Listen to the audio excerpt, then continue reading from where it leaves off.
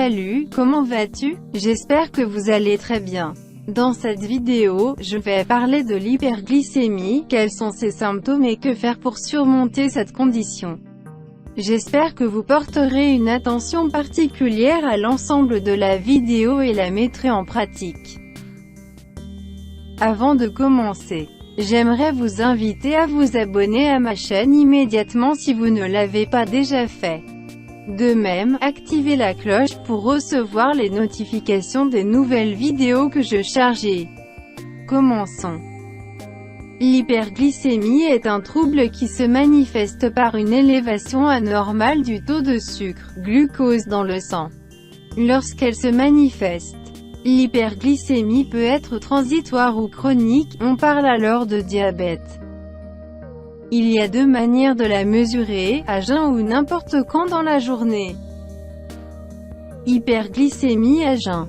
La mesure de la glycémie à jeun se fait après 8 à 12 heures de jeûne. Le patient est considéré comme en hyperglycémie si son taux de glycémie est supérieur à 1,20 g à 2 reprises. Sur 2 contrôles de suite. On peut aussi faire un test au hasard n'importe quand dans la journée, dans ce cas-là, l'hyperglycémie est effective si le taux est à plus de 2 g par litre.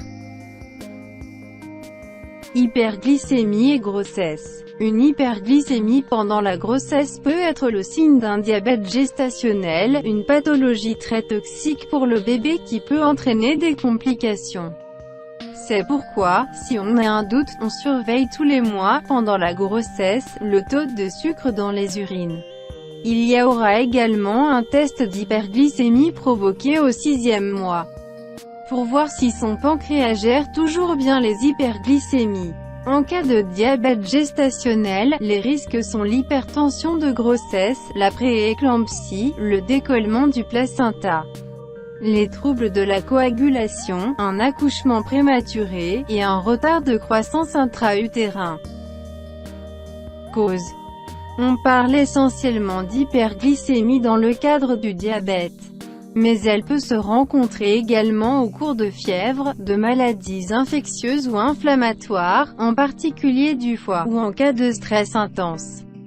Une hyperglycémie aiguë n'entraîne pas de conséquences importantes, sauf si elle est très élevée.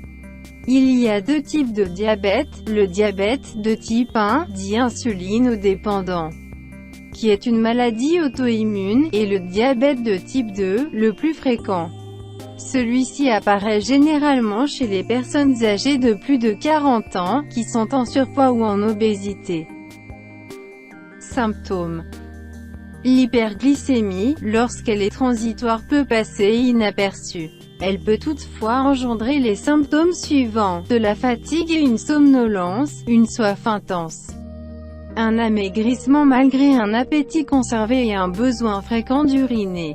Lorsqu'il y a un soupçon d'hyperglycémie lors du diabète de type 1, il est très important de faire un test avec une bandelette urinaire, elle détecte les cétones dans les urines. Si elles sont effectivement présentes, alors c'est un cas grave qui demande un traitement rapide, il faut directement aller à l'hôpital pour avoir de l'insuline rapidement. Cliniquement, cette hyperglycémie se manifeste par un état léthargique, une envie de boire et d'aller uriner tout le temps, des nausées, vomissements, une haleine photonique, mauvaise haleine. Dans le cas du diabète de type 2, l'une des conséquences est le coma hyperosmolaire, celui-ci est insidieux.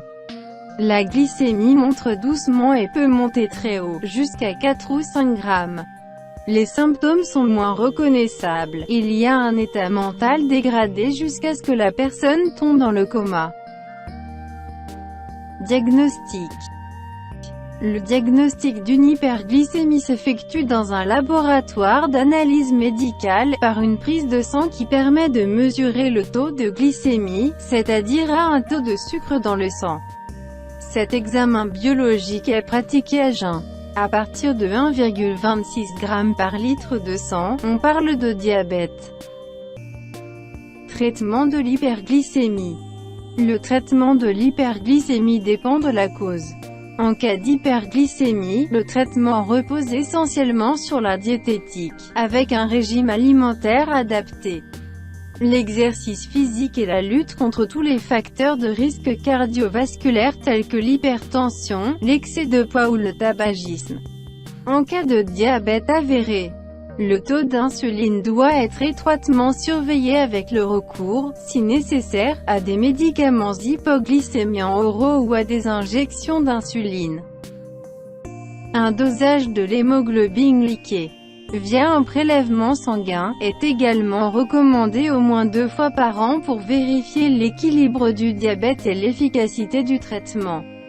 Ce dosage reflète la glycémie moyenne sur les 3 derniers mois. Lorsque l'hyperglycémie est liée à la prise d'un médicament, l'arrêt de celui-ci ou la diminution de la dose permet le plus souvent de faire disparaître l'hyperglycémie. Prévention de l'hyperglycémie.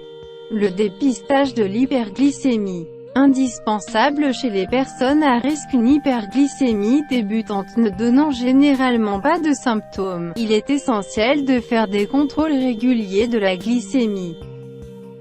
Un contrôle de la glycémie est recommandé à partir de 45 ans chez les personnes ayant des facteurs de risque, antécédents familiaux de diabète, IMC supérieur à 25.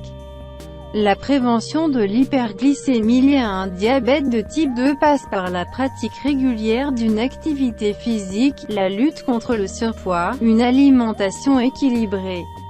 Cela est d'autant plus important en cas d'antécédents familiaux de diabète de type 2. Souhaitez-vous connaître la méthode naturelle et efficace d'un célèbre docteur qui aide à vaincre le diabète chez les patients? Si votre réponse est « oui », je vous invite à visiter le lien que je vais laisser dans la description de cette vidéo.